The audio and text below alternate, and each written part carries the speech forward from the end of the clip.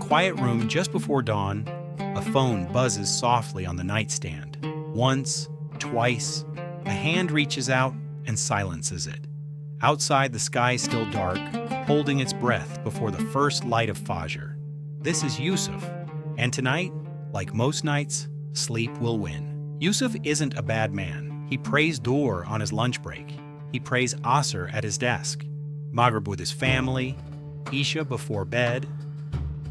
But Fajr and the prayer that comes before the sun has quietly disappeared from his life.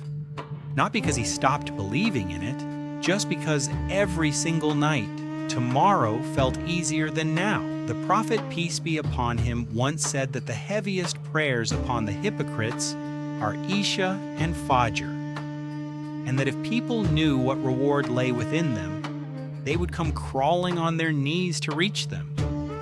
Yusuf had heard this hadith before. He just never let it reach his heart. Tonight, exhausted from work, Yusuf falls into a deep sleep. The room grows darker than usual, as if the walls themselves are dimming. His breathing slows, and somewhere between sleep and something else, a dream begins. He finds himself standing in a vast gray field under a sky with no sun and no stars, just a flat, colorless light and silence pressing on his ears. Around him, faint figures move slowly, as if carrying something heavy that no one else can see. Yusuf tries to walk, but his own steps feel weighted, like his body is dragging something behind it he cannot name. He looks down and understands somehow that this weight is every Fajr he let slip away, not a punishment placed on him, a debt he placed on himself. In the distance, the ground breaks into fine cracks and a dim orange glow flickers far below. Not close, not touching him, but undeniably there. A warning glowing on the horizon of the dream. A voice, not loud, not angry, almost sad, seems to echo across the field. Whoever leaves the prayer deliberately has broken a covenant of protection. Then Yusuf notices the other figures around him.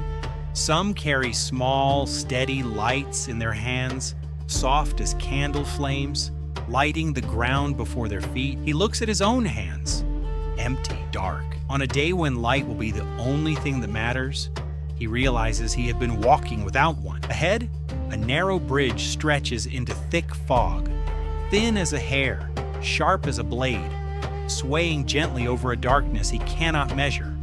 The lit figures cross steadily, their small flames guiding each step. Yusuf steps forward, and the bridge trembles beneath him.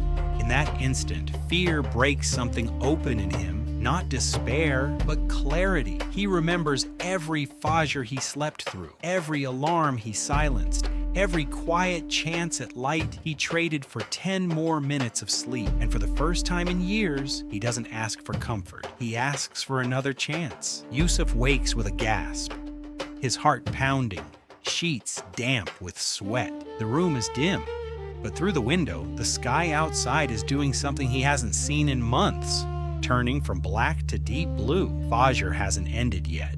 He doesn't scroll his phone. He doesn't lie back down. He gets up, unsteady, still shaken, and walks to make wudu, the cold water snapping him fully into the present. Some lessons Allah delivers gently.